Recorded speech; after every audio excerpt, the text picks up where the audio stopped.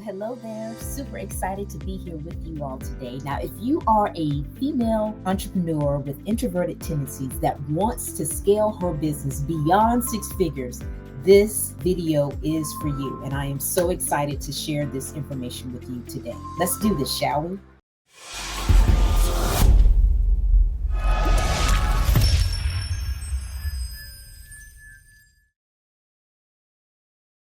So let's talk about delegating to elevate. Now, when I found this title, because I always do SEO research first to get more information on exactly how to optimize my title so you guys can really hone into what I'm talking about. I was really dazed, glazed, and amazed about the delegation process. Why, you might ask, is because I know oftentimes, and I've even done this myself, growing my business, that I didn't necessarily want to do it. And the whole reason I didn't want to do it is because I felt like I had to train somebody on how to do it. And I didn't want to just hire anybody to do the things that I wanted them to do, whatever that delegation may be. If it's social media scheduling, or if it's direct outreach, or if it's graphics or bookkeeping or whatever, I wanted to make sure that I hired somebody that I could really count on. So that was really important. But what I oftentimes see business owners make the mistake, they hire somebody for the skill that they want to have, or they want the person to have, and for whatever reason, they don't teach them their system. Because at the end of the day, we all have a system, well, at least I hope we have a system on how to do the work that we want to be done a certain way. Because when you're first starting off as an entrepreneur, you're a jack of all trades, master of none. So you know a little bit about every little thing that comes in your business, because at the beginning, you don't have the funds to actually be able to delegate it out.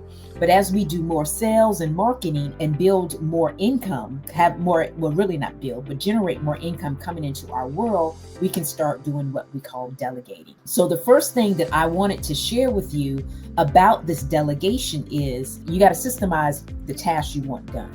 Because if you don't systemize the tasks that you want done, how can you track, or how can you confirm trust but verify that the task is being done the way you want it to be done? You got to have a system. So it's very imperative that if you're in that stage where you're just starting out, you really don't necessarily have the funds to delegate some of the tasks that you need to be done, make sure that you master your system.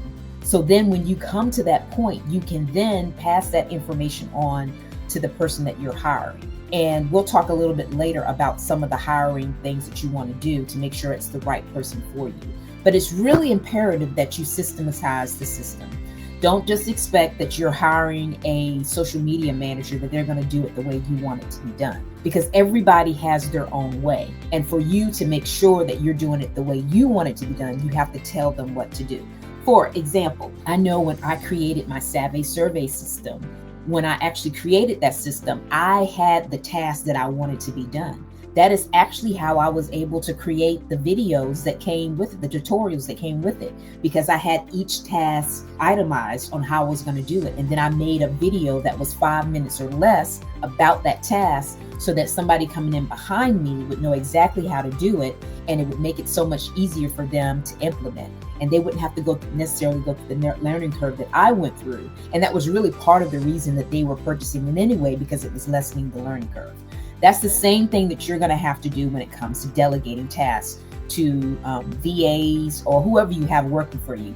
You got to have a system. So then after you have that system, then you can do what I call start quitting some tasks. And because when you're able to quit some tasks, you're able to give it to somebody else. So you're starting to have more income coming in where you can now delegate things out. Now, I know one of the first things that I was concerned about was the cost. Like, how am I going to pay for different people? I know my first VA was here local to me, and I paid about $20 an hour. And I realized that at the time that I was hiring her, I really didn't have a system on exactly how to monitor what she was doing. Like, they have great apps like Monetask that gives you a screen recording, so you could actually see that they're working on their stuff.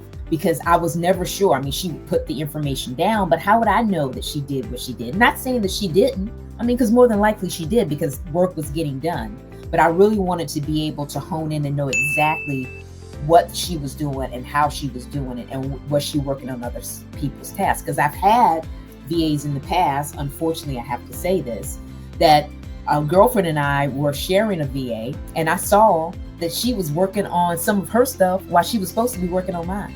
Those kind of screen recordings allow you to be able to see that, and then know that you can really hold the folks accountable. Like, well, why would you working on Susie Q stuff when you're supposed to be working on mine? So you like double dipping, which is not cool. Now, does that mean most people are unethical? No, I'm not saying that. But at least you'll be able to really look at and see what people are doing, to know if they're working on the stuff that you want them to work on. Again, you want to trust, but verify.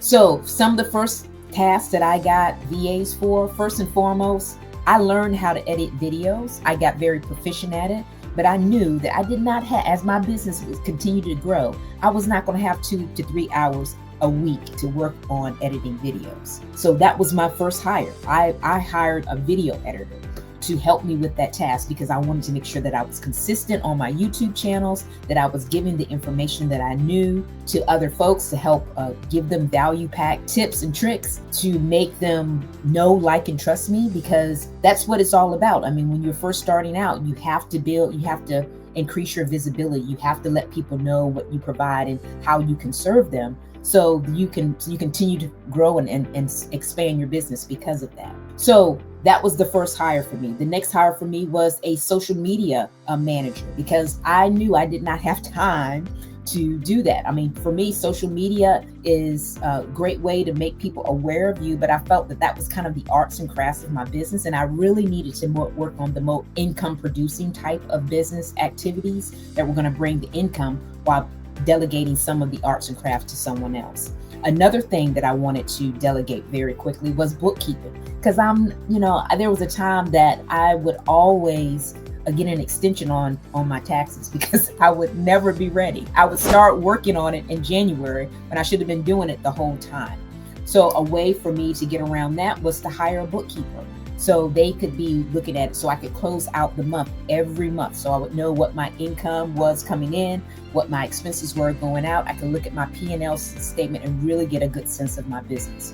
These are the type of things that you want to do as you grow and expand beyond 6 figures, because the more money you make, the more you want to know exactly where it's going and how it's coming in, and then finding ways that you can tweak and iterate different strategies to make things smoother, to be more efficient. But if you're not looking at it on a regular basis, then you're not going to have that ability to really tweak and repeat. So definitely kind of think through what are some of the tasks that you already have a system for, and that is the key, before you start hiring somebody to get them to do it. Because like I said initially, you can't just haphazardly tell somebody to do something for you. You want to have a systematic way, and then you want to also have a way that you can trust but verify that they're doing the tasks that you want them to do.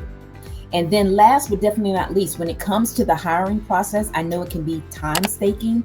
And one of the things that I have learned to do is to test people before I actually get into an interview. Instead of talking to all of these people, because I've done this many a times, putting different things on job posts like onlinejobs.ph and Fiverr and Upworks, those type of places, you have to make sure you have some kind of test in the actual job description, that you can weed people out from there. Because otherwise you're going to be interviewing a whole bunch of people, and you know what they do? They're going to tell you what you want to hear because they want to get hired. And you are really wanting to weed out the folks that are just a whole lot of fluff and not anything that's going to really, you can really count on and be there for you to get the job done based on the system that you've created. So test before you even get to talk to them. You can test in the actual job description. After the job description, you can have another test that they have to go through to make sure that they're the person. And then you are able to really filter out the folks that are not going to be a good fit for you and your company.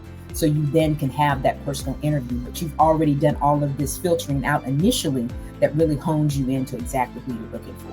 What I want you guys to do is to delegate so you can elevate above and beyond that 6-figure mark, first and foremost by systemizing your tasks on yourself, then be able to quit the task as you get more income coming in. And then as you hire people, making sure that you test before you actually hire them, or even give them a trial period. That's also another way to do it as well that I've done in the past. That, you hire them for 30 days and you just see how it works out. Because why do you need to have somebody there that's not going to do what you want them to do? You always want to make sure that you're getting your money's worth. Because if you're going to end up having to do it yourself, then why hire? What's the point, right? All right, so before I go, I wanted to remind you guys about two things. I have a local meetup this coming Thursday. It's called Network Like an Introvert. For those of you that are local to me on the Alabama Gulf Coast, we would love to have you. If you're interested in registering, we'll put those links down in the description. That is this coming Thursday, 2 days from today. The next thing that I want to, and we do, and for those of you that watch this later, we do this every second Thursday of the month. So if you're in the Mobile, Baldwin County area, by all means, come hang out with us. We have a great time. It's a way to network with other female entrepreneurs in the area with introverted tendencies so we can grow and build together. And then secondly, I want to make you aware of a webinar. So if you're not in the Mobile County area, that you can hang out with us and learn more about building authentic relationships in business for introverts. That's going to help you grow and expand your business and connect with people that you can connect with, collaborate with, and build community with so you guys can grow together. That webinar is on the 4th Tuesday of the month. So if you're interested in that, we'll make sure we have the link down in the description about that as well. So I hope that this Delegate to Elevate Beyond the Six-Figure Mark has been a blessing to you. And share this with 3 friends. Let me know how I can better serve you. And if you share this with 3 friends, put 3 in the comments. We look forward to hearing from you, and we'll see you next time. Bye for now.